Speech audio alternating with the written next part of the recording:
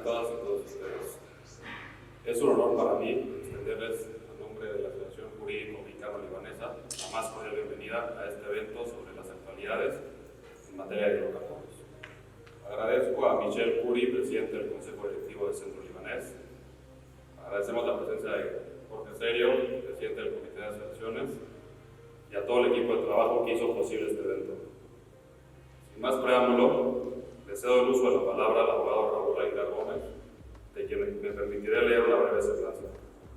Es egresado de la UNAM, tiene posgrados en la Universidad Panamericana, en el ITAM, en Harvard, en la Escuela Libre de Derecho, un diplomado en energía, una especialidad en energía, sistemas, control y operación en terminales de almacenamiento, y es profesor invitado en la especialidad de Derecho Energético del posgrado de la UNAM. Muchas gracias.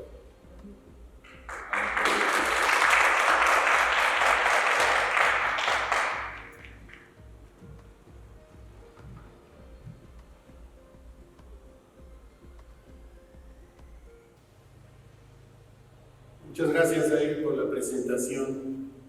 Bienvenidos a su casa, nuestro querido Centro Libanés.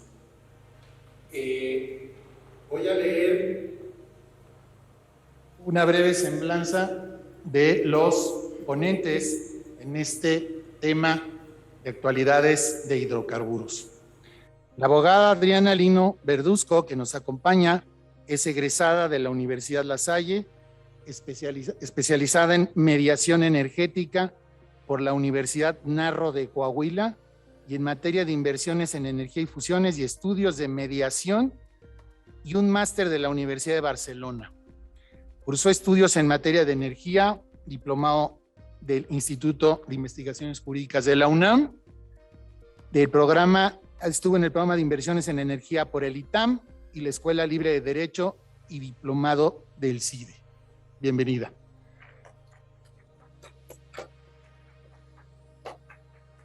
Contamos también con la presencia del abogado Fausto Sergio López Pérez, egresado de la UNAM, experto en materia fiscal, asesor del Procurador Fiscal de la Federación, abogado independiente litigante en materia fiscal, administrativa corporativa. Estudió en el Diplomado Interdisciplinario en Derecho Energético del Instituto de Investigaciones Jurídicas de la UNAM. Bienvenido, abogado.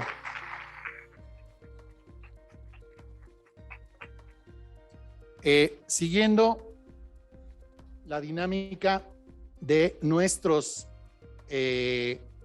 ponentes, vamos a tener el gusto de escuchar en primera instancia a la doctora Margarita Palomino Guerrero, quien es catedrática, como ya lo leyó Said, de la UNAM, del Instituto de Investigaciones Jurídicas. Así que, bienvenida, doctora, le cedo la palabra y la vamos a recibir con un aplauso, por favor. Muchísimas gracias. Muy buenas tardes a todos y todas. Gracias al Centro Libanés por permitirme esta tarde conversar con ustedes. Me voy a permitir compartir pantalla para ver algunas, me dice que no estoy habilitada, entonces yo les agradecería si me permiten hacerlo. Si no, pues lo platicamos así, ustedes me indicarán. Parece ser que ya lo están viendo. El tema dentro de las actualidades en materia de hidrocarburos, a mí me corresponde platicar acerca precisamente de los combustibles automotrices. Hay muchas inquietudes en torno a este tema y es precisamente lo que vamos a abordar el día de hoy. Ya tengo la posibilidad de compartir, entonces denme solamente un segundo para que yo les pueda compartir mi pantalla. Bueno, pues ya tienen aquí una lámina que precisamente nos habla acerca de lo que hemos venido señalando, que son combustibles automotrices. ¿Qué es lo que tenemos que decir en torno a esto? ¿Cuál es la problemática y cuál es la perspectiva que se tiene? Sobre todo porque hay muchas conjeturas en torno a que, derivado precisamente del incremento de estos combustibles automotrices, es decir, de la gasolina magna, de la premium y del diésel, puede generarse un problema de carácter económico, es decir, inflación que implique necesariamente o que se derive necesariamente por el incremento de los precios de los productos básicos. Ese es el efecto.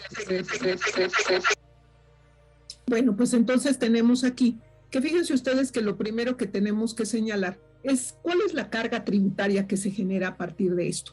Y lo primero que yo tendría que referir es lo siguiente. Miren, el impuesto especial sobre producción y servicios es un impuesto de carácter federal que tiene como finalidad y que tiene como característica fundamental ser indirecto.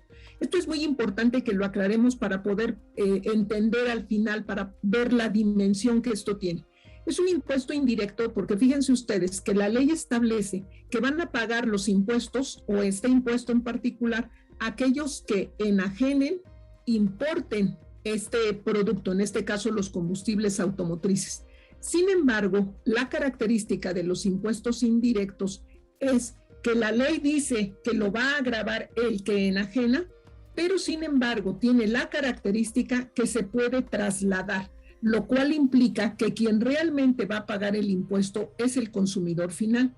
Entonces vamos a suponer que enajena la gasolinera, pero la gasolinera lo único que hace es retener el impuesto y esta retención del impuesto se lo tiene que enterar al SAT. Pero realmente quien desembolsa ese recurso, el que está pagándolo, el que soporta la carga tributaria, es el consumidor final. Este tipo de impuestos se caracterizan porque se identifican dos sujetos, el sujeto pasivo formal y el sujeto pasivo material. El sujeto pasivo formal es el que dice que lo debe de pagar la gasolinera, pero realmente quien termina pagándolo somos los consumidores, somos los sujetos pasivos materiales. Esa es la característica esencial. Este impuesto además permite que se lleve a cabo el acreditamiento, pero solamente de aquellos sujetos que están obligados al pago de este impuesto. ¿Eso qué quiere decir? Lo que quiere decir es lo siguiente. Si yo pago el impuesto por la importación de gasolina, por ejemplo, de cualquier hidrocarburo, vamos a referirnos a las gasolinas, yo importo gasolina de Estados Unidos. Cuando yo llego a la aduana, tengo que presentar toda mi documentación en donde yo esté comprobando que efectivamente se pagó el impuesto por la importación. Este impuesto que yo pago en la importación se genera o se lo tengo que pagar yo que estoy haciendo la importación. Pero la pregunta es, ¿este producto que estás importando, tú lo vas a consumir directamente? No, lo voy a enajenar. Entonces quiere decir que soy sujeto del impuesto. Compro productos grabados con IEPS, en este caso los importo, y voy a enajenar productos grabados con IEPS, lo cual me da la posibilidad de llevar a cabo el acreditamiento, que es todo el impuesto que se haya pagado, lo puedo restar, lo puedo disminuir con todo el impuesto que yo haya retenido. Este impuesto que se retiene es el que nos cobran a nosotros en las gasolineras, nada más que con una característica. No está permitido que se desglose el pago de este impuesto. Es decir, si ustedes van con su vehículo y cargan gasolina, piden su CFDI, su factura, y les van a dar la misma, pero solamente va a señalar el monto y el impuesto al valor agregado, pero no se desglosa el importe por concepto de IEPS. ¿Y esto por qué? Porque en el caso del impuesto especial sobre producción y servicios, solamente tienen permitido hacer el desglose aquellos que sean sujetos del impuesto. Y es muy importante esto porque en el momento en que seas sujeto del impuesto, te permite el acreditamiento. Vamos a suponer que yo importo derivados del petróleo y este producto que yo, polímero, por ejemplo, lo estoy importando, pago el impuesto especial sobre producción y servicios. La pregunta sería, ¿puedo acreditarlo? ¿Qué vas a enajenar? No, pues yo con este polímero voy a elaborar vestidos y voy a vender vestidos. Entonces no lo puedes acreditar porque no eres sujeto de IEPS. Para que seas sujeto de IEPS tienes que comprar productos grabados con IEPS y vender productos grabados con IEPS. Como tú vendes un producto que no está grabado con IEPS, como son los vestidos, pues entonces tú no puedes hacer el acreditamiento. Pero en el caso de la gasolina, sí se puede hacer el acreditamiento porque se importa la gasolina y luego se vende esa gasolina, soy sujeto de IEPS. Luego entonces puedo llevar a cabo el acreditamiento. Este impuesto también tiene como característica que es concurrente. ¿Qué es la concurrencia? La concurrencia es la posibilidad de que más de un nivel de gobierno incida en un mismo objeto, en este caso los combustibles automotrices. ¿Esto qué quiere decir? Que de acuerdo a lo que establece el artículo 2 de la ley de IEPS, se va a permitir establecer una cuota, una cantidad en pesos y centavos que se va a establecer por litro de estos productos, en este caso de la gasolina.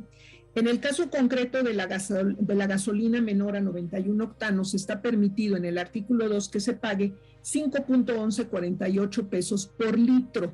Por cada litro vamos a estar pagando 5.11 de impuestos. Pero además, en el artículo 2, letra A del mismo ordenamiento, se permite que la gasolina también menor a 91 octanos pague 45.14 centavos de impuesto. Oye, pero ya pagamos uno. Sí, pero ese es federal. Ahora van a tener que pagar el impuesto local. Ese impuesto local, esa cantidad que se recauda, se le deja a la entidad federativa con la finalidad de que tenga liquidez y tenga recursos de manera directa, inmediata. Entonces, eso quiere decir que el impuesto es concurrente. Nosotros, los consumidores, estamos pagando tanto el impuesto federal como el impuesto local de IEPS. En el caso del federal, pagamos en pesos, en el caso del local, pagamos en centavos. Y la característica en esta imposición es que no se desglosa, solamente se les va a permitir desglosar a aquellos sujetos que estén obligados al pago del impuesto y que enajenen esos productos otra vez. Pero si nosotros como consumidores vamos a la gasolinera, pedimos el líquido y lo ponen en nuestro vehículo y lo vamos a consumir, entonces no tenemos posibilidad de acreditar. Esto es un dato importante que nos va a servir más adelante. Pues fíjense que aquí están los precios que decíamos, cuánto es lo que se va a pagar por menos de 91 octanos, es decir, nos estamos refiriendo a la gasolina Magna y Premium. Vamos a pagar 5.11, que es en pesos, es el federal. En el caso de 91 octanos mayor o igual a, es decir, la que contamina más, que en este caso sería la Magna, se paga 4.3192. Fíjense que esto es importante porque se supone que este impuesto, y digo se supone porque no se cumple, este impuesto se caracteriza por ser un impuesto extrafiscal. ¿Qué cosa es lo que quiere decir que sea extrafiscal? Que lo que busca el Estado, el erario público, no es recaudar, no es dinero. Lo que busca con este impuesto el erario público es inhibir conductas. Es incorrecto decir que este es un impuesto verde o que es un impuesto ecológico. Ya nuestros tribunales y específicamente la Suprema Corte de Justicia de la Nación aclaró ese punto y dice, en el caso de los combustibles automotrices, es un impuesto extrafiscal. Es un impuesto que lo que busca es inhibir conductas. Cuando nosotros hablamos de impuestos verdes o impuestos ecológicos, es otra cosa.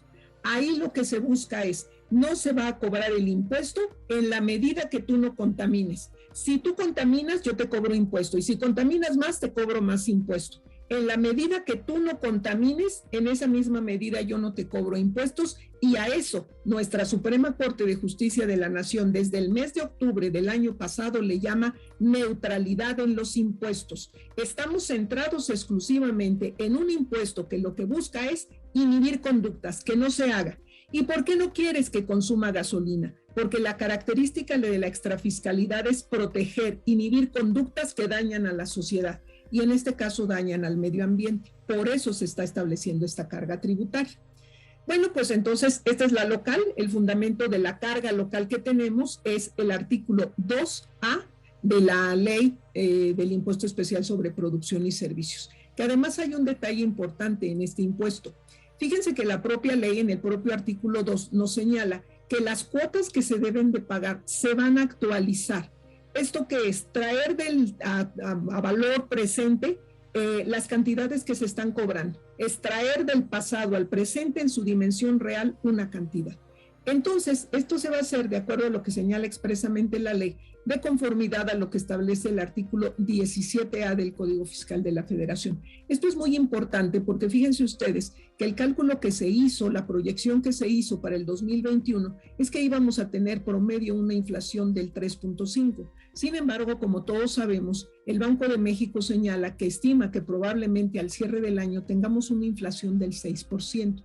¿Esto qué quiere decir? Que necesariamente para el 2022 se va a tener que incrementar estas cuotas por el factor de actualización. Hay dos posibilidades. Uno, que se actualice efectivamente como lo dispone la norma. 2, que a través de disposición transitoria, porque al menos el contenido de la iniciativa hasta este momento no lo contempla, que a través de una disposición transitoria se pueda contemplar un subsidio.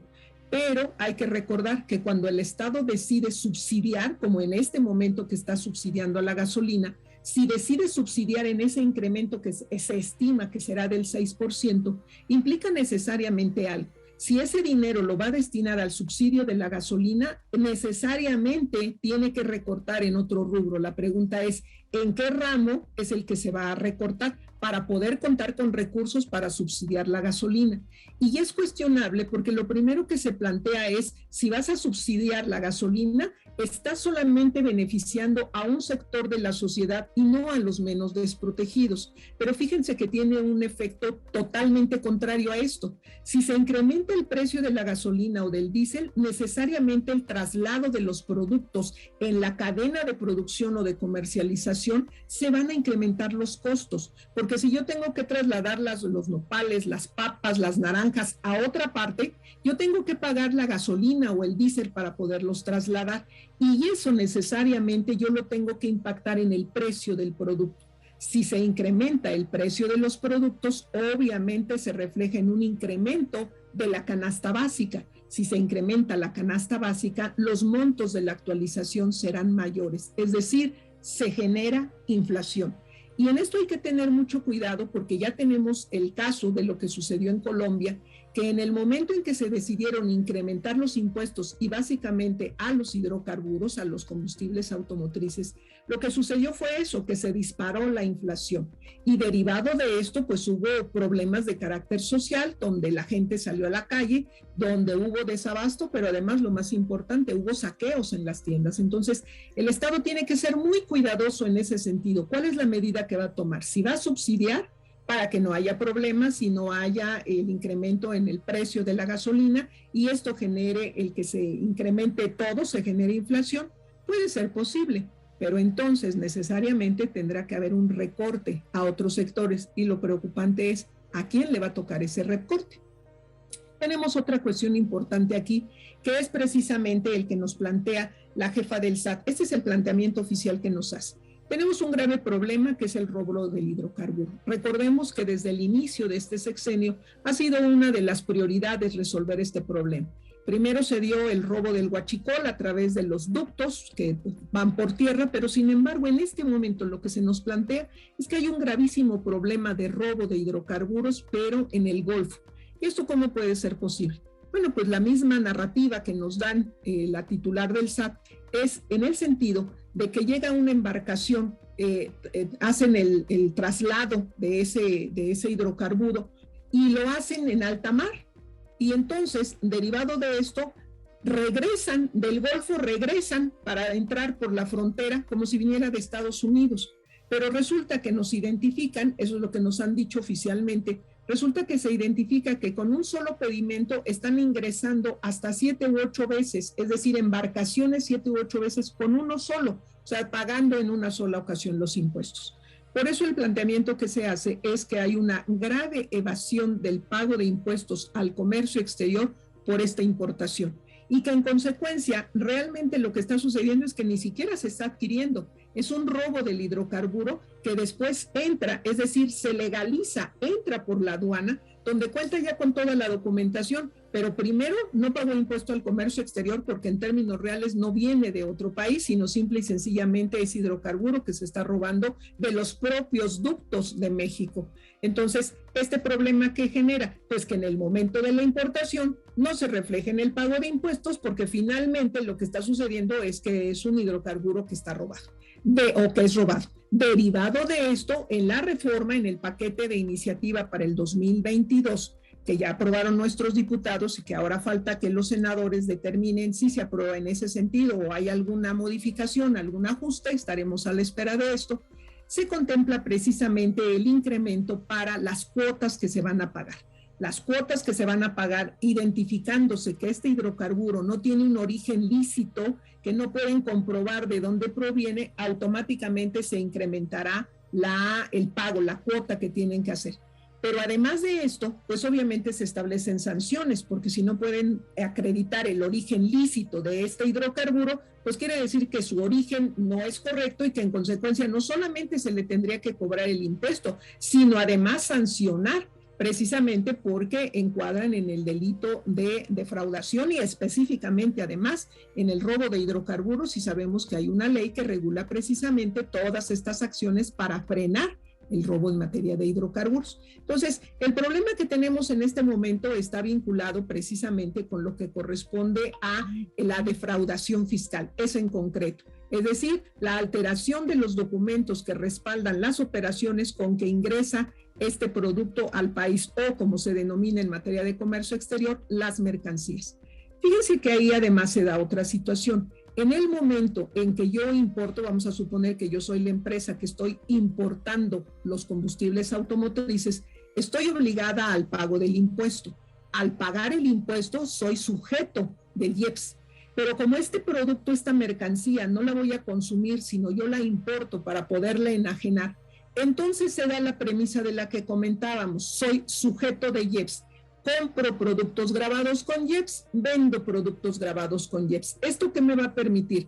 Esto lo que me va a permitir es acreditar, lo cual quiere decir que todo el impuesto que se haya pagado por la importación, yo lo voy a poder restar contra todo el impuesto que yo haya retenido de ustedes consumidores. Entonces, tristemente, lo que estamos viendo es que todo este impuesto que se debería de pagar por la importación, pues simple y sencillamente no se paga porque se tiene que acreditar, es decir, se recupera. El impuesto por importación finalmente no se va a generar porque me permiten el acreditamiento. Entonces, esto es lo que preocupa realmente al SAT porque finalmente se traduce en que no hay el ingreso al erario público. Sin embargo, sí hay los costos que esto implica, el manejo, el daño al medio ambiente, etcétera, etcétera. Por eso yo resumo señalando, el riesgo del impacto de la inflación acumulada es que para diciembre, necesariamente para el ejercicio fiscal 2022, al cierre del ejercicio para saber cómo quedamos en la inflación, si se cumplen los pronósticos del Banco de México que se incremente en un 6%, la lógica será que se deberán de incrementar en un 6% las cuotas que se cobran por concepto de impuesto a los combustibles automotrices, lo cual necesariamente se va a reflejar en un incremento en el precio de la gasolina. ¿Y esto en qué se traduce? Costes para las empresas. Y yo como empresa, si se incrementan estos costes, pues yo lo que tengo que hacer es aumentar el precio del producto. Si a mí me cuesta más trasladarlo, pues lo vendo más caro. ¿Para qué? Para poder recuperarlo. Pero el problema no es solamente eso. El problema es que cuando se incrementa, por ejemplo, el traslado de ciertas mercancías, porque ya es más cara la gasolina, pues tiene que costar más ese producto. Y ese producto es insumo para otro proceso de industrialización o comercialización, pues también va a subir. Entonces se da una escalada del incremento en los precios, que es finalmente lo que se traduce en una inflación. Y este es el riesgo que tenemos. ¿Cuál es la medida que se tiene que tomar de manera inmediata? Pues no hay más de dos. Es lo único que se puede hacer. Uno, o se incrementa efectivamente la cuota que vamos a tener que pagar por gasolina, o dos, se subsidia. Y en caso de que se llegue a subsidiar, ¿de dónde vamos a obtener los ingresos? Esa es la pregunta nada más.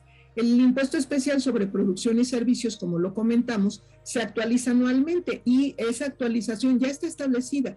Tanto en la ley del impuesto especial sobre producción y servicios señala que debe de actualizarse conforme al artículo 17A de Código Fiscal y el propio artículo 17A de Código Fiscal así lo contempla. Esa sería la mecánica que se tiene que seguir. En enero tendremos cuotas actualizadas. Vamos a ver si efectivamente en la ley incrementan ese 6%, pero sin embargo no nos repercute a los consumidores porque va a ser subsidiado, pudiera ser una medida.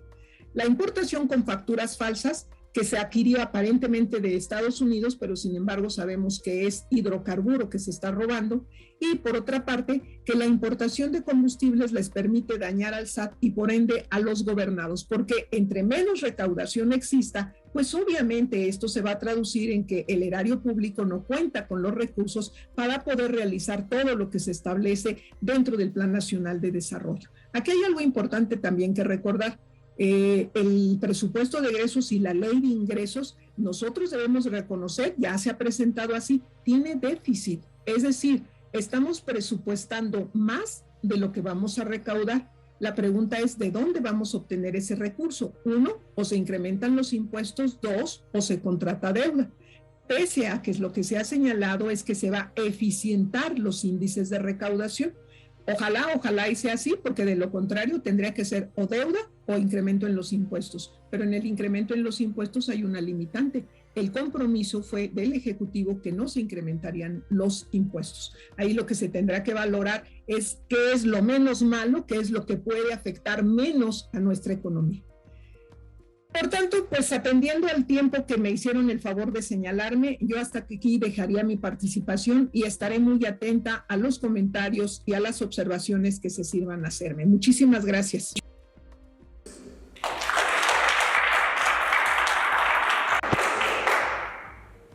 Muchas gracias, doctora, por su brillante exposición y invita a los participantes en Zoom, a los participantes presentes, que nos formulen las preguntas de favor.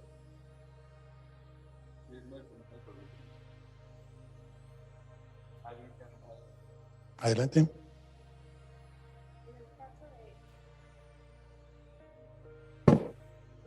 ¿También aplica para el gas vehicular, todo lo que serán los impuestos, o solo es exclusivo para las gasolinas? Solamente es para las gasolinas de lo que estamos hablando, y lo que contempla en la reforma es solamente para gasolinas. Gasolinas y diésel, por supuesto. En el caso del diésel, que tiene un precio de 5.62 a nivel federal y la cuota local que tenemos de 37.46. Solamente es de combustibles automotrices. De hecho, la ley de IEPS también contempla lo que corresponde a combustibles fósiles. No refiere al respecto nada, sino simple y sencillamente a combustibles fósiles. Automotrices, gasolina y diésel. muy bien, pues continuamos con nuestro panel. Sigue la licenciada Adriana Lino, que nos va a platicar de un tema muy apasionante que es referente al gas. Por favor. Buenas tardes a todos. Para mí es un gusto estar aquí con ustedes en el Centro Libanés y creo que es un buen ejercicio el que podamos hablar de temas como la energía y en este caso hablar de hidrocarburos. A mí el hecho de empezar a estudiar lo que era hidrocarburos me llamó a partir de que yo me hice mediadora. Y a partir de que yo me hice mediadora, salió la reforma en materia energética y salió un capítulo tanto en la ley de hidrocarburos como en la ley de la industria eléctrica para todo lo que es el tema de mediación para los proyectos de inversión en cada una de las áreas, ¿no? Entonces, la energía creo que es un tema apasionante porque como ustedes podrán ver a lo largo de las pláticas que puedan tener en estos temas de energía, van a ver que pueden hablar desde un tema fiscal, desde un tema del uso de la tierra, y entonces ya entramos a temas agrarios, desde un tema de financiamiento, entonces podemos hablar de un tema bancario, cómo puedes acreditar la deuda o cómo puedes pagar impuestos o cómo va a ser una política de gobierno para llevar la energía. Hoy por hoy y después de una pandemia en la que nos estamos todo mundo reintegrando, pues entonces empecé a hacer la reflexión de qué tema les iba a empezar yo a hablar, ¿no? Entonces, entre los temas podemos ver que hay industrias que se han visto favorecidas a través de la pandemia, ¿no? Podemos hablar del e-commerce, ¿no? Podemos hablar del tema del transporte, podemos hablar del tema de la salud, ¿no? Entonces, entre estos temas, pues hoy les quiero yo hablar del gas natural, ¿no? Entonces, el gas natural, en este sentido, al hablar del gas, anteriormente, para Pemex no era una prioridad en una política económica el hablar del gas. Inclusive, al momento de producir petróleo, pues era lo que realmente generaba valor hacia Pemex, ¿no? Entonces, inclusive el gas se llegaba a ventear. El gas, pues puede ser, es económico, es abundante, y si hay las tecnologías suficientes, pues se puede llegar al shale gas, ¿no? Que es a través de lutitas y se puede obtener, ¿no? Que es lo que han hecho en Estados Unidos, en el área de Texas, ¿no? Ellos han tenido una abundancia en lo que sería el gas, ¿no? Y ahora que dentro de las pláticas empezamos a hablar de lo que era el combustible, ¿no? Que nos van a hablar ahorita de lo que es la importación de gasolina, y la doctora Palomino, que además de ser la titular del curso en el Instituto de Investigaciones Jurídicas y de haber sido mi maestra, ya les hablaron un poco de los impuestos. Ahora yo les quiero hablar del gas. El gas es muy importante porque tiene una característica. Para poder poner un proyecto de gas, pues generalmente todo lo que serían los gasoductos. Cuando anteriormente estaba la Secretaría, la Comisión Federal de Electricidad, generalmente los planes eran de que los gasoductos iban tendidos para dar servicios a las plantas eléctricas de ciclo combinado. ¿Qué es un ciclo combinado? Son aquellas plantas en las cuales, además del gas, se manejan con el agua y generan doble producto, ¿no? Actualmente hay una eficiencia en plantas, inclusive hay la posibilidad, por decir, en industrias como la hotelera, de poner plantas con ciclos que a la vez que calientan el agua, pues entonces generan energía. Entonces tiene un doble propósito económico y hacen una eficiencia dentro de la energía, ¿no? Entonces el gas, además de que nos sirve, pues el gas LP, el típico camión que puede uno ver afuera de su casa, ¿no? El que le vayan a servir a su casa el gas, pues tenemos lo que es el gas industrial, ¿no? El gas natural industrial, que tiene como consecuencia pues un detonante dentro de la industria, y que creo que ese es un beneficio para cualquier país, que detona el desarrollo y la economía, y a la vez pues viene a generar pues un bienestar a nivel social, ¿no? También dentro del gas podemos ver que ahora hay nuevos nichos, ¿no? Como les comentaba, después de la pandemia, pues ¿qué otro nicho se ve? Pues todo lo que es el tema de movilidad, ¿no? Hemos visto que ahora el transporte es una, y el gas puede ser una de las opciones que puede ser utilizado, ¿no? El gas puede ser un sustituto de la gasolina, y podemos entender que también a veces hay los discursos que pueden ser muy, muy diametrales, de uno que puede decir, no, pues ahora todos van a ser vehículos eléctricos, ¿no? O podemos hablar de que yo creo que difícilmente de un día para otro vamos a llegar a un proceso de esta transición, ¿no? Podemos hablar que el año que está por concluir y el año pasado fueron los años en que de manera el clima tuvimos, en Europa por lo menos y en América Latina también, tuvimos temperaturas de lo más altas y de lo más bajas. Entonces, tenemos que hacer una serie de reflexiones, y creo que es parte de esta materia que puede ser tan apasionante, ¿no? Hasta dónde puede entrar un vehículo eléctrico, ¿no? Entonces empezamos a ver todos los beneficios que puede ser el tener un vehículo eléctrico, pero el vehículo eléctrico que también tiene lo que serían pilas. ¿Y qué vienen con las pilas? Pues el litio, ¿no?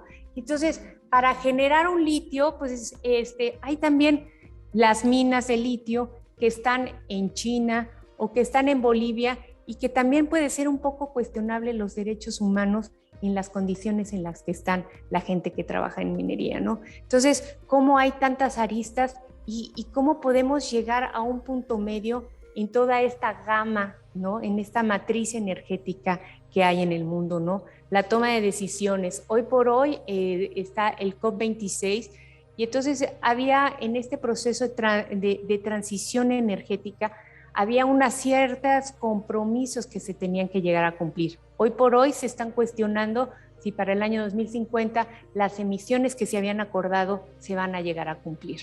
Hoy por hoy, Alemania está volviendo a detonar lo que serían sus plantas de energía a través de carbón, y también Inglaterra. Entonces, hay que llegar, yo creo que a un punto medio y hacer la reflexión como cualquier individuo, cuáles son aquellas energías que nos van a seguir acompañando, yo creo que a lo largo de esta vida. Entonces, dentro de estas podemos hablar que el gas tiene dos tipos de motores que creo que es un nicho de oportunidad. El gas vehicular, que hay tanto el gas con doble motor, que pueden utilizar tanto diésel como gasolina. Y también hay otro tipo de vehículos que también manejan lo que es el diésel como para el encendido, y el gas. Entonces, creo que hay muchas áreas de oportunidades en los temas que serían el gas. El gas también, a mí me ha tocado participar en temas de proyectos financieros a través de sindicados. Los sindicados son ese tipo de créditos en los cuales más de un banco asumen el riesgo por lo que son los proyectos tan grandes que llegan a ser, ¿no? Por eso los permisos en gas llegan a ser de términos de 30 años y prorrogables a 15 años más. ¿Por qué? Pues porque tienen que hacer el tendido del gas, y todos estos temas de gestión de tierras y todo se vuelven temas de verdad muy apasionantes, porque anteriormente teníamos un discurso y era por Pemex, y creo que fue en su momento un gran éxito cuando se hizo la consolidación de Pemex en su momento a través del licenciado Lázaro Cárdenas, ¿no? Pero hoy por hoy tenemos otras condiciones, creo que hay áreas de oportunidad, hay un mercado abierto y que creo que vale la pena seguir explorando y haciendo reflexiones, ya sea para una política de un comercio cerrado o de uno abierto. Creo que siempre va a haber nichos de oportunidad en este país. Y en temas de gas me tocó ver en los sindicados, se vuelven muy interesantes todos los proyectos de los créditos, cómo se van cumpliendo una serie de condicionantes para lo que sería el tiro de las trayectorias. Se piden permisos a lo que sería, en este caso, a COFESE, los permisos de la CRE, y hay temas y zonas de oportunidades. Entonces, no sé si andamos bien en tiempos. Ok. También a mí lo que me toca generalmente ver en temas de gestión de la tierra, el tema agrario, ¿no? Entonces son temas que empiezas a negociar. En este caso es a través de la Secretaría de Energía, ha emitido una serie de lineamientos y el área encargada de estas es la SEDATU para efectos de lo que es el tema de la gestión de la tierra. La gestión de la tierra también se generan lo que serían una serie de avalúos que son que permiten evaluar no solo lo que sería el valor de la tierra, sino la pérdida de aquellas opciones que se podían hacer a través de proyectos de tierra. ¿Qué otra cuestión les podría yo comentar? Hoy por hoy tenemos cuál es la problemática que se puede generar en el gas. Si se fijan, el hecho de que tuvimos la pandemia, hubo un receso en la producción del gas. Entonces, hoy por hoy, los cuestionamientos a niveles gubernamentales es, al haber una falta de producción y al haber una demanda, porque los fríos hoy por hoy se vienen incrementando, entonces países como en Europa, pongamos el ejemplo, ahí Francia tiene su primera fuente de energía es la energía nuclear, ¿no? Entonces es considerada como una energía muy limpia, pero hay que tener unas condiciones de seguridad pues muy bien establecidas, ¿no? En Europa, por decir, Rusia es el que maneja el gasoducto que viene a surtir todo lo que sería el gas para toda Europa. Los cambios de clima, entonces, que vienen a afectar, el tema hoy por hoy son esas reservas que no se han llegado a cumplir o la demanda que se tiene. Realmente, como en Europa o en México, pues lo que nosotros generalmente siempre vamos a esperar es tener una eficiencia y un precio accesible de la energía, ¿no? Entonces, ¿cuáles son esas políticas correctas cuando podemos hablar de que puede, si hablamos de un tema de que hay energías renovables o si vamos a utilizar, yo creo que el hidrocarburo es aquella energía que nos genera un factor calórico que no lo genera ninguna otra, bueno, independientemente de la nuclear, ¿no? Pero que creo que nos va a seguir acompañando, pero creo que el reto es hacerle eficiente la energía y que el consumo de nuestra energía sea muy razonable, ¿no? Entonces, creo que por eso es que la energía nos compete a todos en la forma del uso y cómo son abordadas nuestras políticas públicas en este sentido, ¿no? pues les quiero agradecer la invitación y si tienen alguna duda, pues estamos para servirles. Muchas gracias a todos.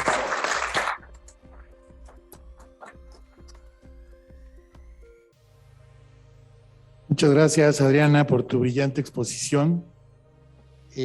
No tenemos preguntas en el chat, así que continuamos con la ponencia del licenciado Fausto López Pérez. Muchas gracias al Centro Libanés por darnos la oportunidad de expresar y darles unas ideas aquí de todo lo que es el medio de los hidrocarburos, es un mundo, es un submundo. Yo escogí un tema no muy actual, pero muchas veces no sabemos dónde estamos parados, en dónde estamos sentados, de dónde vienen esos productos y cómo se llega a la obtención de esos productos. Todos sabemos que el petróleo, por décadas y desde que somos pequeños, le dicen que es el oro negro. ¿Por qué se dice que es el oro negro? ¿Y por qué se habla de que se tiene que refinar? Bueno, el petróleo es un fósil que se obtuvo tras la descomposición de plantas, de animales y todo, se fue yendo al subsuelo y finalmente el hombre encontró lugares donde empezaba a brotar solito, donde tenía que escarbar un poco. Dicen algunos que pica uno del suelo y empieza a salir petróleo. Lo tuvimos en México, lo tuvimos en Cantarell. Sí, fue algo que se explotó. Ahí sí, se veía brotar el petróleo, se veían brotar las cosas. Bueno, yo les voy a hablar del top 10 de las 10 refinerías más grandes del mundo.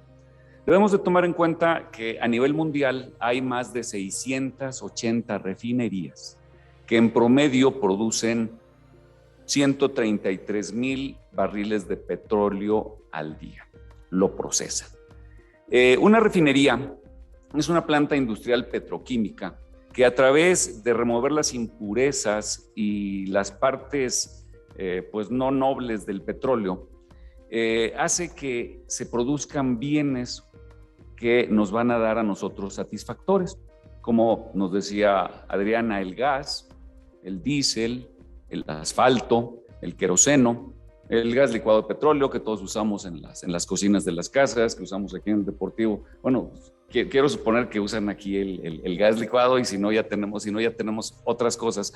Pero, por ejemplo, tenemos los discos, los acetatos que teníamos de vinil, vienen derechito, el vinil viene del petróleo.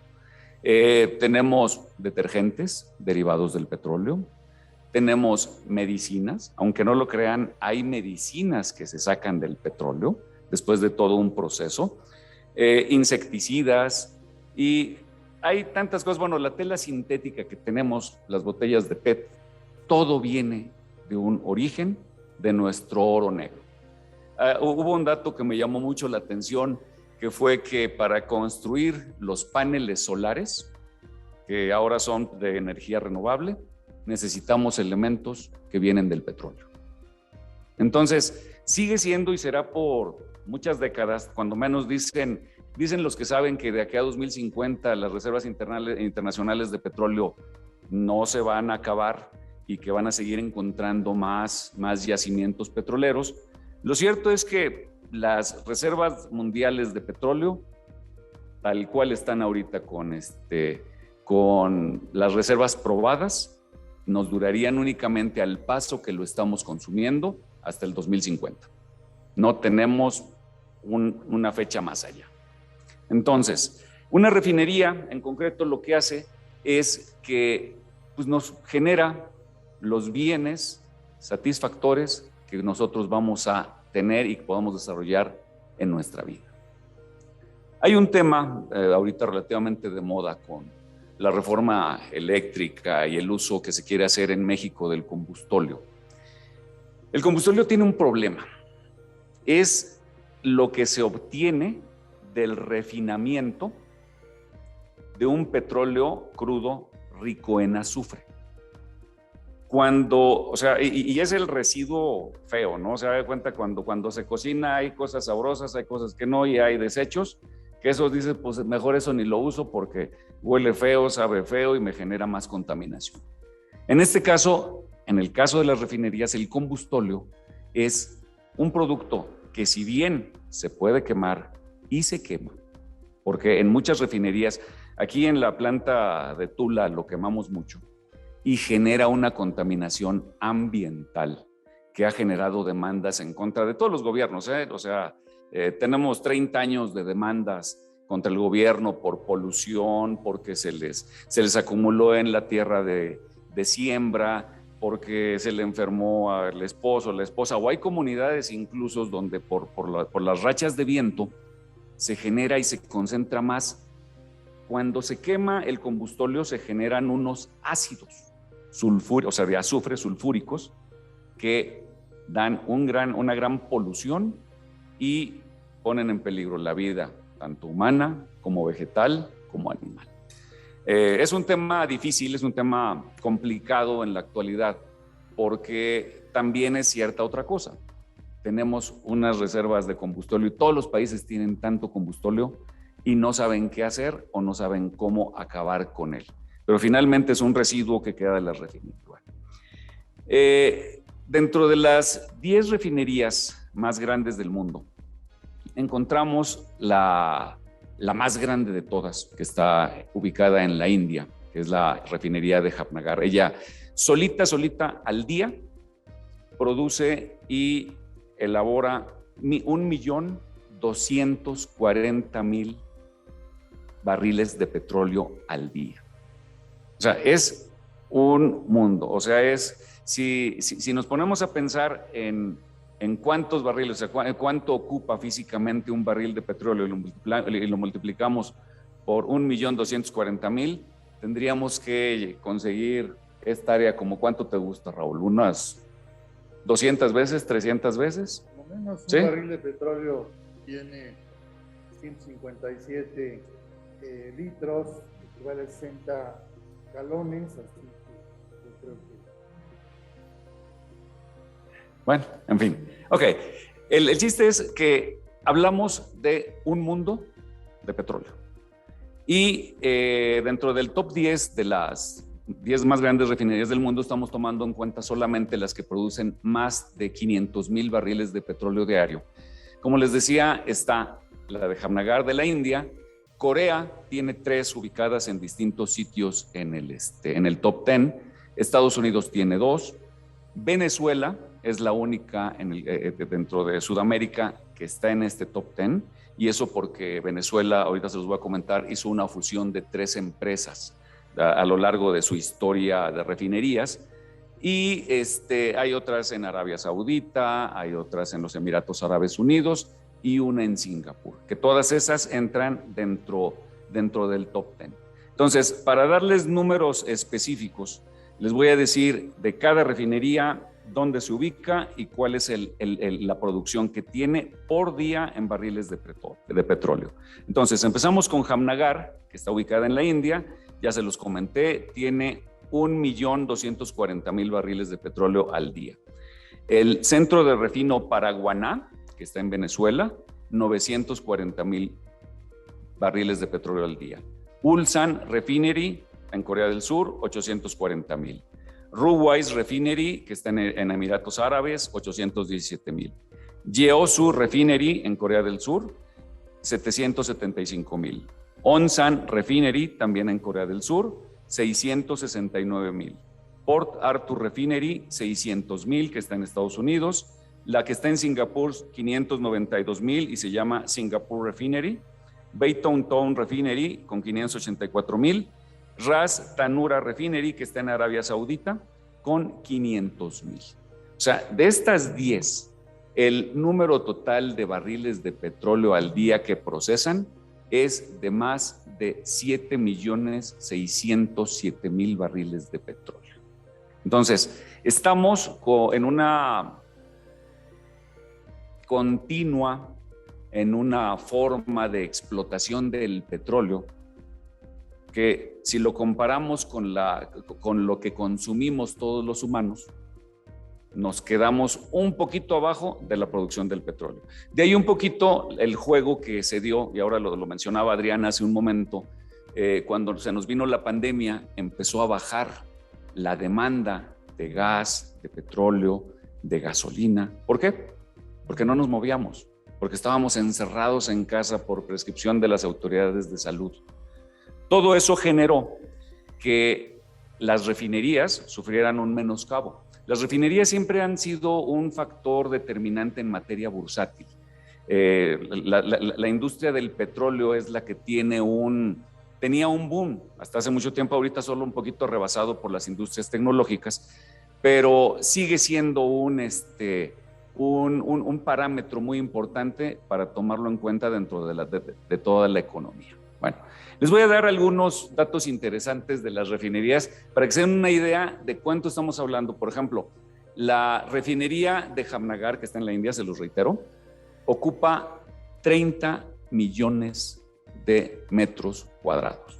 O sea, si conocemos Londres o los que tienen la oportunidad, yo no conozco Bombay, en la India, es una tercera parte de Londres, sería lo que es esta refinería. En esta refinería se trabajan en turnos distribuidos 250,000 obreros que viven a un ladito, hicieron una especie de fábrica, refinería con una ciudad a un lado y trabajan esos 250,000 trabajadores. Esta refinería, aunque no se crea y aunque haya forma de dudarlo, se construyó en 3 años, con 75,000 trabajadores turnándose horarios de 8, 10, 12 horas, pero ahí vivían y entonces trabajaban, se iban, descansaban 8 horas y regresaban y fue un plazo increíble, límite, pero la pusieron a trabajar. Bueno, otra, por ejemplo, les comentaba yo la de Venezuela, la del centro de refino de Paraguaná. Esta se construyó más bien existe como tal actualmente por la fusión de 3 empresas. En 1945 el gobierno venezolano le autorizó a 2 empresas extranjeras, Creole Petroleum Corporation y Shell de Venezuela, construir 2 refinerías de petróleo. La primera que construyó Shell se llamó la refinería de Cardón e inició operaciones en 1949. Cuando inicia operaciones tenía una capacidad de producción de 30,000 barriles diarios. Si nos preguntamos cuántos produce ahora, está produciendo 305,000 barriles, nada más eso. La segunda refinería, que con la que se formó el corporativo en 1997, es la de Amuay de Creole Petroleum, que inició operaciones en 1950 con un procesamiento diario de 60,000 barriles y actualmente está produciendo 635,000 barriles de petróleo. En 1956 se une una tercera empresa que esta, la verdad, pues nada más está como para los libros, porque la verdad llegó a producir hasta 16,000 barriles al día. Empezó a trabajar en 1956, pero en 1987 tuvo problemas corporativos y todo se cerró. Actualmente ya está trabajando, pero únicamente está procesando de los 15,000 que producía cuando inició, 1,000 más, 16,000. Entonces, para efectos de números y para efectos bursátiles, no pinta, ¿no? Bueno, ¿cómo voy de tiempo? ¿Bien? Perfecto.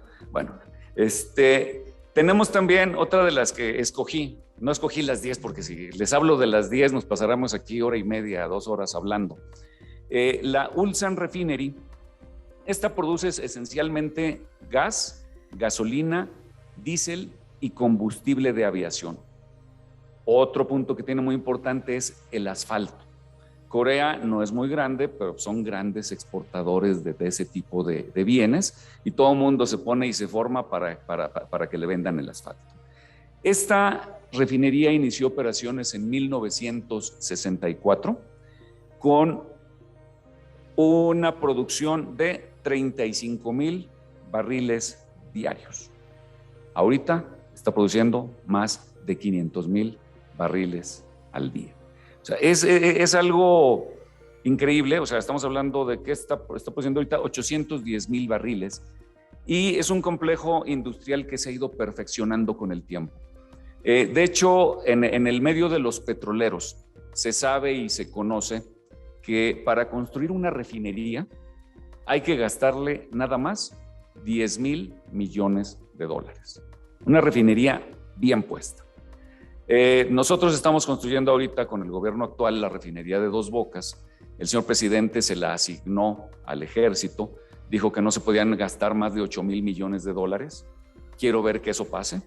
¿Sí? Vamos a esperar que en realidad puedan lograr ese objetivo. Yo sinceramente lo dudo, porque de siempre se sabe que una refinería cuesta 10,000 millones de dólares y, como se dice coloquialmente, no, aquí y en China. Bueno, entonces, hay diversos procesos para el refinamiento del crudo. Hay el craqueo, la hidrólisis, son infinidades que no nos vamos a detener en detalles técnicos, pero sí es importante que nosotros sepamos y tengamos conciencia que a lo mejor ya no nos toca a nosotros, a lo mejor les toca a nuestros hijos, a nuestros nietos, a nuestros bisnietos, pero el petróleo no es renovable.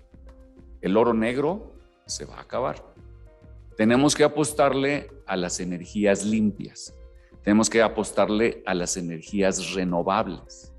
¿Sí? Entonces, tenemos que concientizar a nuestras nuevas generaciones, platicar y ver el esquema internacional para dónde se está moviendo. Mencionó algo Adriana con respecto al calentamiento global y a estas situaciones. México es suscriptor del Acuerdo de París, donde estamos obligados a ir bajando nuestras emisiones contaminantes. Con la política que se quiere poner en este gobierno, difícilmente lo vamos a lograr. Muchos países están haciendo esfuerzos increíbles para poder llegar a cumplir los porcentajes a los que se comprometieron. Donald Trump, en su administración, se salió del Convenio de París. Joe Biden ya se volvió a meter. O sea, es un galimatías de cosas. Pero pues no quisiera robarles más el tiempo. Espero que les haya gustado la plática. Espero haberla hecho ágil y les agradezco haberme dado este foro. Muy amable.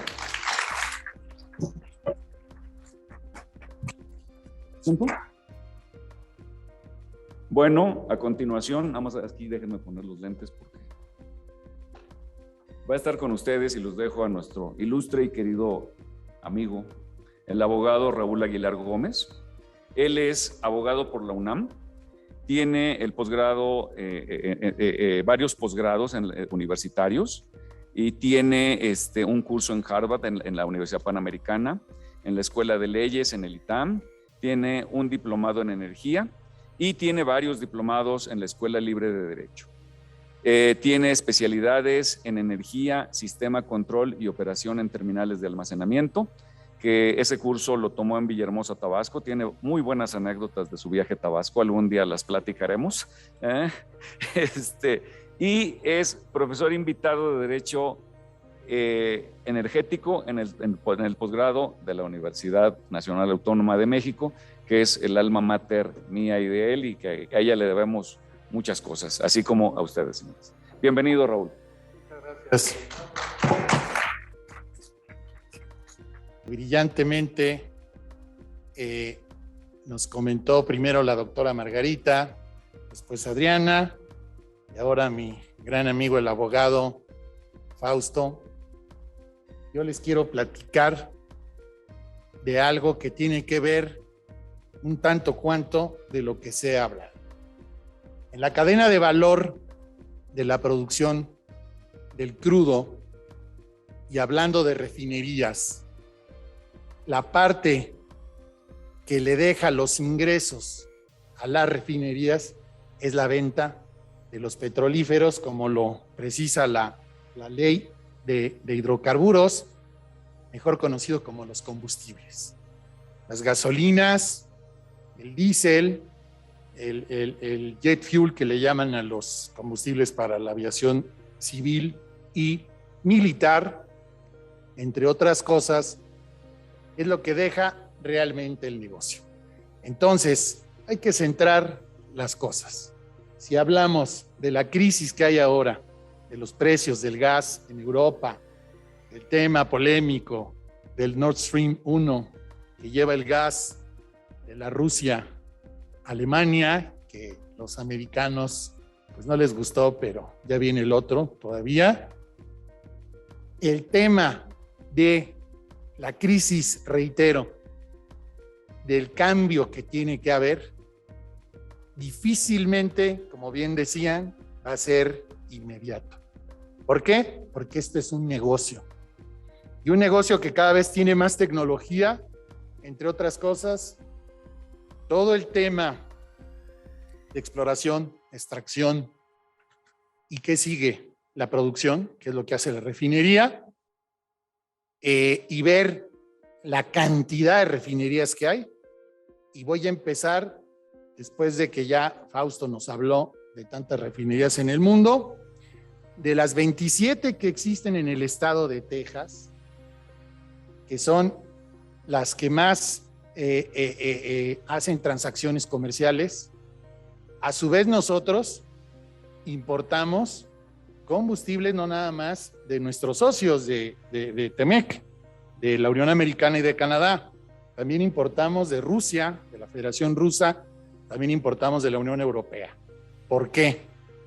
Hay una NOM que se publicó en el 2016 cuando se anticipó la apertura de la venta de combustibles, del transporte, almacenamiento, distribución y comercialización de particulares, donde precisa, en el ejemplo que más me gusta incluir, el diésel tiene que tener hasta 15 partes por millón de azufre.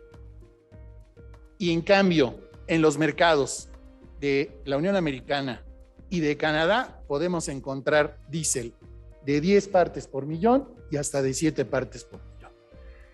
En enero del 2020, la ONU publicó un acuerdo en el que todas las embarcaciones tenían que usar un diésel que es muy especializado, el diésel marino, que normalmente, les voy a confesar algo, el que vende Estados Unidos es un blending, es una mezcla del que la Federación Rusa trae, que es de muy buena calidad, tiene refinerías en el Báltico, las más grandes, tiene otras también en el Pacífico, importan ese diésel, lo transforman, porque muchos dicen, yo no voy a comprar un diésel ruso, pero al final de cuentas es el que tiene las mejores garantías. Entonces, ¿qué sucede? Que cada vez se va cerrando el círculo de que tenemos que consumir combustibles de mejor calidad. ¿Y qué significa eso? En un país como el nuestro, que tenemos un mercado, tenemos un espectro de 52 millones de vehículos automotores, que cualquiera puede decir, carambas, es nada más el parque vehicular que tiene California, es un estado inmenso, y medir en cada uno de los países el consumo y la producción. Estados Unidos anda consumiendo, antes de la pandemia, casi 100 millones de barriles diarios. Con Obama se rompió la restricción de exportar, se subió de una manera impresionante la producción y aparte lo que compra. Nosotros obviamente le vendemos cualquier cantidad de petróleo. Entonces, es un tema para mí muy apasionante, cómo es que el precio de los combustibles que se importan, cómo se va sumando, cómo se va armando financieramente, es algo de veras muy complejo, pero todos los días hacemos importación de combustibles. Pase lo que pase, que sí ha habido problemas con los permisos que otorga la Comisión Reguladora de Energía, lo que ya mencionó la doctora, el lado más flaco, que es impresionante que empresas tan grandes no estén dadas, no tengan al día el tema de que se tramita ante el SAT de los sectoriales de hidrocarburos, de los importadores de hidrocarburos, y que también los tuvieron que bajar en las operaciones de importación. Entonces, el precio, ¿cómo es que se arma? Primero, antes que nada, aquí con tantos abogados, pues tiene que haber objeto y precio. El proveedor, que normalmente hablando particularmente del socio comercial, que somos el número 1 de los americanos, publica a través de una plataforma, que hay varias. La más antigua es Platts, que ya cumple 100 años, que hace 100 años a un periodista de apellido Platts se le ocurrió que había que haber una guía para todos los inversores, donde cada uno de los componentes, los que le llaman commodities a las mercancías, como es los derivados de hidrocarburo, cada una de las especificaciones de cuál es mejor, de cuál tiene la mejor potencia, cuál tiene la mejor, el mejor resultado en la combustión. Así que primero, incluso Pemex, que también antes importaba ingentes cantidades de combustibles importados, valga la redundancia, a través del Platts, también hay Argus y hay otros, primero se fija en los mercados bursátiles, empezando por Chicago en el continente americano, a las 8 de la mañana comienza, va caminando a Rotterdam y después concluye en Singapur. Entonces, el comprador tiene que revisar el Platts. A ese Platts ya definido el tema, diésel o el trabajo en azufre de 10 y hasta de 7 partes por millón. ¿Qué sigue? Le tengo que incorporar el traslado, porque vamos a traer el combustible. Y antes que nada, un detalle muy curioso. Todas las refinerías, las 127, 28 que tienen los americanos, están bajo un estatus de seguridad nacional.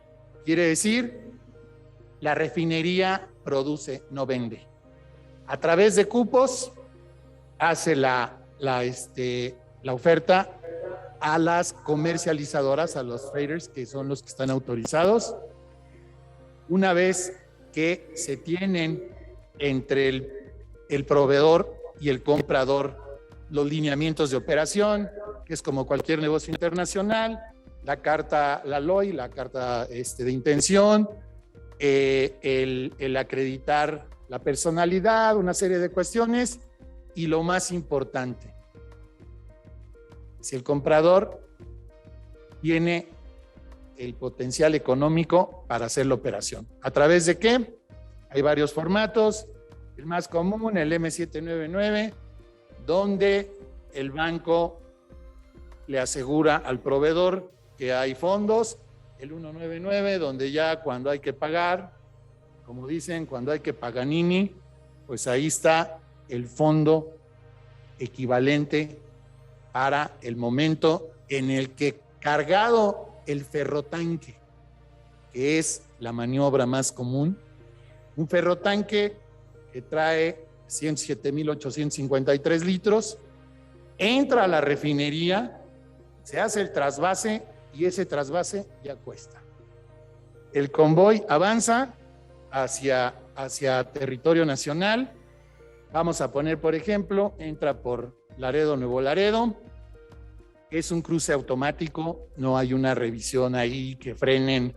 Imagínense, hay un formato que se denomina tren unitario que trae 110 carrotanques. La condición es que al llegar al territorio mexicano descargue rápido porque se regresa vacío. Entonces, todo electrónicamente está controlado y cuando llega a la frontera ya están pagados los impuestos de los que nos habló Margarita, el IEPS, el IVA, el impuesto de general de importación que se incorporó a la TIGIE, a la tarifa del impuesto general de importación y exportación. Y en el momento en que, reitero, se carga el tanque, hay una máxima: tanque cargado, tanque pagado. Cruza y el comprador tiene la obligación de tener perfectamente detallado el lugar en el que se va a hacer el trasvase para hacerle la entrega al nuevo dueño del combustible. ¿Cuáles son las variables?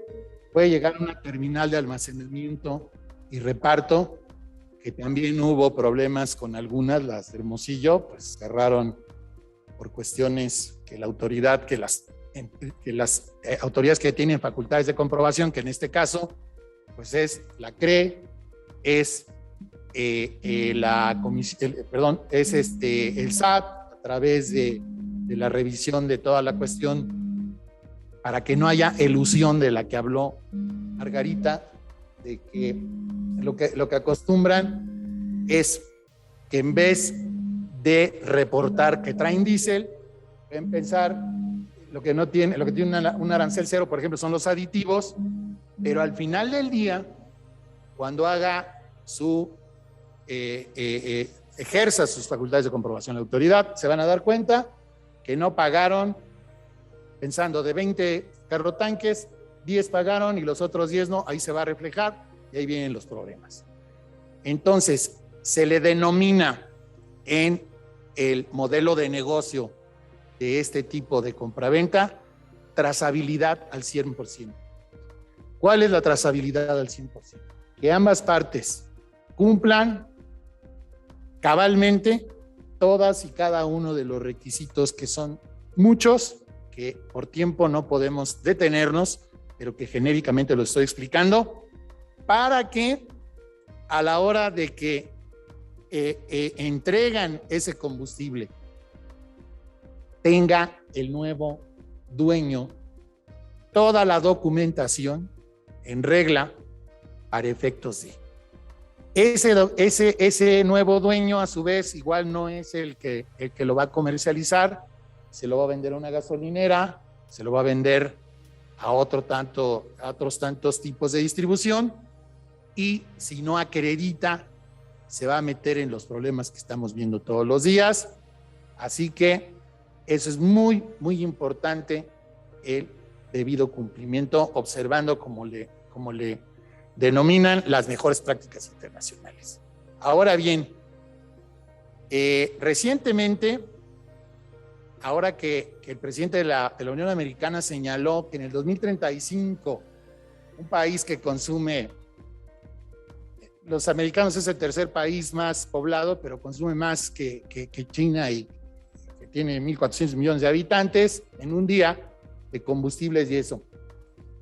El tema es que señaló que en el 2035 va a haber más autos eléctricos. Y una de las prioridades de las empresas más grandes petroleras es voltear hacia los mercados latinoamericanos, incluidos nosotros, somos socio comercial principal, para vender los mejores combustibles, mientras esa transición efectivamente se va dando, que sabemos que en este país, ya lo reiteraron, pues no hay ni siquiera las condiciones todavía, creo yo, para que predomine el auto eléctrico, aparte del precio, aparte de la infraestructura para conectarlo, toda esa situación. Ahora bien, yo opino que mientras tengamos políticas que sean razonables para ir matizando el uso de los fósiles, porque tampoco puede ser posible que todo sea eléctrico, que todo tenga a través de los paneles, a través de las turbinas eólicas, que vayamos de algún modo matizando de manera razonable esa transición, pero que por lo pronto el negocio, que es la refinación, la producción, refinación de las refinerías, va a seguir, y es un negocio que da mucho empleo, que por más que a veces haya cuestionamientos, sobre todo, les voy a poner un ejemplo que es muy común. Cuando comenzó el boom de explotar las arenas bituminosas, que se le llama en la parte muy técnica de la exploración y la extracción petrolera, empezaron a demonizar ese sistema del fracking, que lleva muchos años, muchos, que producía temblores, que usaban cantidades de agua, que una serie de cuestiones. Ahí, ¿cuál era la situación? Le estaban quitando mercado a la explotación que en todas partes se practica en yacimientos convencionales. Entonces, ahí también hay que fijarnos, hay que estudiar a fondo los detalles para no caer en temas de satanizar el consumo de tal o cual combustible, cuando que existen y hay tecnologías para lograr ese nivel del que esperamos. Ahora, a través de toda la revisión que hay en materia de emisión de gases, me quedo pensando, es imposible que tengamos un avión eléctrico, lo he leído, o un barco, y el tema de que va a haber muchos más yacimientos. Los rusos ya están explorando, ya están extrayendo en el Círculo Ártico, tienen una plataforma impresionante. Y algo que siempre me gusta comentar, México es uno de los 97 países de la orbe, que si no mal recuerdo, son 197 afiliados a la ONU, pero hay más afiliados a la Federación de Fútbol Internacional, que creo que son 206. Entonces, México tiene reservas que se clasifican en probadas, probables y posibles, y las tenemos que cuidar. Tenemos que concientizarnos de esa situación y cada vez ser más críticos y mejores para cómo vamos a usar ese oro negro que mencionaba Fausto. Entonces, sobre esa base y hablando en estos minutos que tengo, que ya tengo que ir dejando el micrófono, me queda claro, ya se me quedan viendo, pues eso me parece muy importante que se enteren, que lo ponderen para efectos de lograr que el Estado, a través de todos los mecanismos que tiene comerciales, que las empresas se concienticen de dejar el huachicol, de mejor entrar a la trazabilidad al 100, a todos nos va a beneficiar.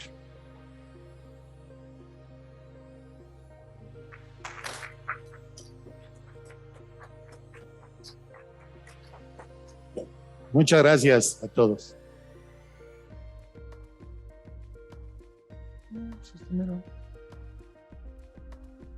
No hay preguntas. Caray, yo ya traigo preguntones. Bueno, de los presentes, ¿alguna pregunta? A ver, Lore.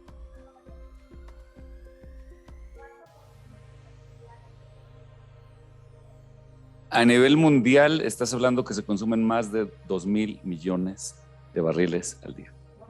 Uh-huh.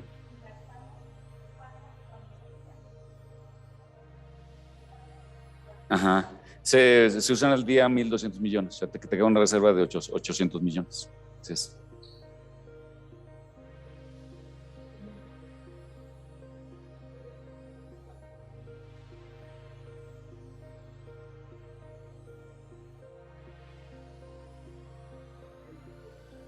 Porque solo hablamos, Raúl acotaba que en Texas hay 127 refinerías. Yo hablé solo de las 10 que producen más de 500,000 barriles de petróleo. México no produce tantas, y desgraciadamente lo que mencionaba Raúl en cuanto a las reservas probadas que tenemos en México comparadas, o sea, el porcentaje que tenemos de las reservas mundiales no llega ni al 1%. Venezuela tiene aprox el 20%, Emiratos Árabes Unidos, Rusia y todos llegan al 60%, y los demás se dividen en otros países pequeños. Yo quisiera dar la respuesta aquí a Jorge Serio. Los países que pertenecen a la OPEP, a la Organización de Países Exportadores de Petróleo, tienen el 81% de las reservas y tienen el control del 14%. Todos los días que se publica el precio del petróleo, el más caro es el Brent del norte, Después le sigue el WTI de Texas. Y el precio de los países de la canasta, como le llaman, de estos países exportadores, es el más caro. Ellos definen la política y ahora tienen un nuevo integrante sin cartera, porque la Federación Rusa, pues difícilmente algún día, yo creo que jamás va a ser comunitaria, y dentro de la OPEP no es uno de los miembros de los 13 que existen, que nada más hay 2 americanos, que es Venezuela, Ecuador, que tienen la opción de subir y bajar, también han estado, nosotros por supuesto ni de broma podríamos estar en la OPEP por razones obvias de la vecindad con nuestros vecinos, pero el tema es que hace un contrapeso impresionante. Incluso cuando se creó en 1960, hasta el 63 la reconoció la ONU, y curiosamente sus primeras oficinas estuvieron en Suiza y después se fueron a Austria, y a mí me llegan a preguntar ¿y por qué? Porque si estuvieran en un país de los fundadores, que es Irak, Irán, Arabia Saudita, en fin, pues ya hubieran ido, las hubieran liquidado, tal cual como son las cosas. Entonces ahí nos damos una idea de cómo el petróleo maneja políticas y es tan sensible a veces. Tuvimos una nevada, bueno, no tuvimos, ahí no vivo yo, pero en Texas, que es el estado petrolero por excelencia, cayó una nevada y la transferencia del hidrocarburo, como le estaba yo platicando, de los combustibles, las refinerías se quedaron secas, no funcionaban los oleoductos, las carreteras estaban inutilizadas, así que todos los días cualquier tipo de fenómeno, llámese un huracán, un temblor, una guerra, lo que sea, incide siempre en el precio del petróleo. A partir de 1983 fue cuando se inició de lo que hemos estado hablando, cómo es que se regulan los precios del petróleo, los precios de las mezclas, todo eso. Antes los países vendían al precio que querían, y recordarán, porque yo sí me acuerdo, tengo 62 años, ahí está mi esposa echándome porras, cuando los árabes cerraron en los 70s las válvulas, y que en Estados Unidos se podía correr a 100 millas en las carreteras, y bajaron, Richard Nixon las bajó a 45 y vamos, 70, 60, no me acuerdo, porque fue una cosa que no se le esperaban, y los mismos autos que antes eran kilométricos y gastaban, y pues se volvieron chiquitos, los americanos no estaban acostumbrados, traían puras lanchas, recuerdo, ¿no? Entonces, bueno, pues creo que eso, espero que pueda contestar tu pregunta. No, al contrario. ¿Alguna pregunta adicional? El chat sigue en cero, Raúl. ¿Ah? Bueno, les agradecemos mucho que hayan asistido, agradecemos mucho al Centro Libanés haber recibido. Adri, muchas gracias. Raúl, gracias por invitarnos. Damos por concluido este evento. Muy amables, gracias.